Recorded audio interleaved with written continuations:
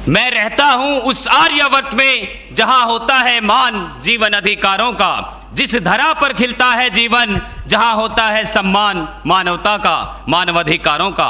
परमादरणीय अध्यक्ष महोदय, नीलक्षीर विवेक के निर्णायक मंडल एवं मेरे प्रबुद्ध श्रोतागण, आज की इस वाद विवाद प्रतियोगिता में मैं निरीक्षक जीडी पवन कुमार, भारत तिब्बत सीमा पुलिस बल, आज का विषय मानवाधिकारों का अनुपालन करते हुए देश में आतंकवाद और उग्रवाद से प्रभावी तरीके से निपटा जा सकता है का पुरजोर समर्थन करता हूं। महोदय, ये बात बिल्कुल साफ है कि आतंकवाद और हिंसक उग्रवाद का सामना करते हुए हमें मानवाधिकारों का सम्मान करना ही होगा, क्योंकि यह सिर्फ न्याय का ही नहीं अपितु प्रभावशीलता का प्रश्न भी है। सुरक्षा व्यवस्था चाहे कितनी भी बेहतर हो जाए, कभी पर्याप्त नहीं हो सकती। हमें उन निहित परिस्थितियों का सामना करना ही होगा जिसके कारण लोग विषैली सोच का शिकार बनते हैं। महोदय, बात चाहे अमरनाथ यात्रा की हो या वर्ष 2013 केदारनाथ घाटी का वो खौफनाक मंजर जहां हमारे सुरक्षा बलों ने अति दुर्गम क्षेत्र और विपरीत परिस्थितियों में अपनी जान की परवाह न करते हुए हजारों लोगों को बचाया था, तो मैं बताना चाहता हूं कि जब इतने दुर्गम क्षेत्र और विपरीत परिस्थितियों में मानव मूल्यों को ध्यान में रखते हुए अपने कर्तव्य का निर्वहन कर सकते हैं, तो आतंकवाद और उग्रवाद प्रभावित क्षेत्र में मानव मूल्यों को ध्यान में रखते हुए अपने कर्तव्य का निर्वहन क्यों नहीं कर सकते। जब अलगाववादी नेता एक पत्थरबाज को उकसाने में कामयाब हो सकते हैं, तो हम उन्हीं पत्थरबाजों को देश के विकास की मुख्य धारा में जोड़ने में कामयाब क्यों नहीं हो सकते। जिंदगी में हार और जीत का फैसला इंसान की सोच करती है। जिसने मान लिया वो हार गया, जिसने ठान लिया वो जीत गया। अब मैं बात करना चाहूँगा अपने साथ बीती घटना की। महोदय, लोकसभा चुनाव 2019 में मैं अपनी टीम के साथ कश्मीर डिस्ट्रिक्ट बांदीपुरा बनकोट बूथ पर तैनात था और मेरी टीम पत्थरबाजों के बीच बुरी तरह फंस चुकी थी।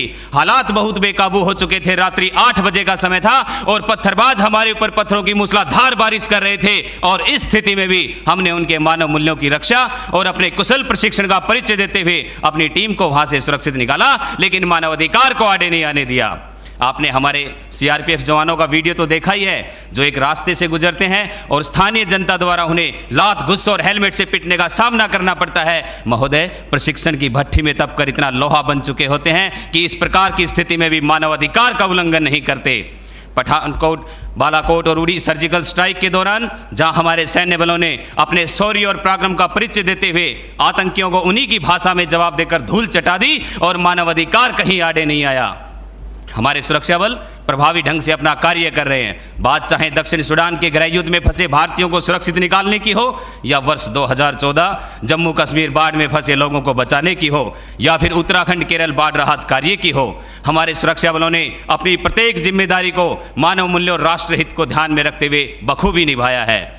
महोदय, यदि बात करें भारत के उत्तर पूर्वी राज्यों की, जहां कभी चरम स्तर पर उग्रवाद होता था, आज स्थिति वैसी नहीं है। उन क्षेत्रों में भी हमारे सुरक्षा बलों ने सिविक एक्शन प्रोग्राम और बॉर्डर एरिया डेवलपमेंट जैसे प्रोग्राम चलाकर वहां के लोगों में भी एक आशा, एक विश्वास का वातावरण पैदा किया है।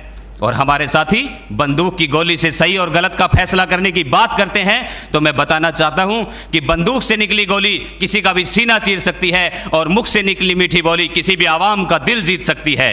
महोदय, मानवाधिकारों का पालन करते हुए आतंकवाद और उग्रवाद से बखूबी निपटा जा सकता है। यदि जरूरत है तो एक अच्छी शिक्षा की, एक अनुकूल शिक्षा उनकी सोच बदलेगी और वो सही और गलत का निर्णय कर पाएंगे। आज जरूरत है तो बेरोजगारी को खत्म करने की। एक बेरोजगार नवयुवक आतंकवाद के सांचे में तुरंत डलता है क्योंकि उसे पैसे का लालच दिया जाता है।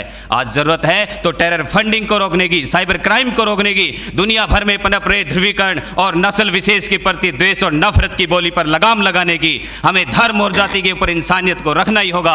आर्थिक और सामाजिक असमानता को खत्म करना ही होगा, जिसका ज्वलंत उदाहरण हाल ही में सरकार ने धारा 370 और अनुच्छेद 35A को हटाकर हमेशा के लिए जम्मू कश्मीर को भारत के साथ जोड़ने का कार्य किया, जिससे एक तरफ जहां जम्मू कश्मीर प्रदेश के विकास के नए रास्ते खुले, तो दूसरी तरफ आतंक के ताबूत में नई कील भी ठुकी। महोदय, 1990 से 5 अगस्त 2019 तक जम्मू कश्मीर में जहां 41,866 लोगों की मौत हुई और 71,038 हिंसात्मक घटनाएं सामने आई, तो मैं बताना चाहूंगा कि 5 अगस्त के बाद ना एक भी गोली चली है है, ना टीयर गैस चलाना पड़ा है और ना ही एक भी व्यक्ति की मृत्यु हुई है। तो आज इस मंच पर पूरी जिम्मेदारी के साथ मैं भारत का बेटा ये कहता हूं कि मानव अधिकारों का पालन करते हुए भी आतंकवाद और उग्रवाद से बखूबी निपटा जा सकता है यदि इसके मूल को खत्म कर दिया जाए।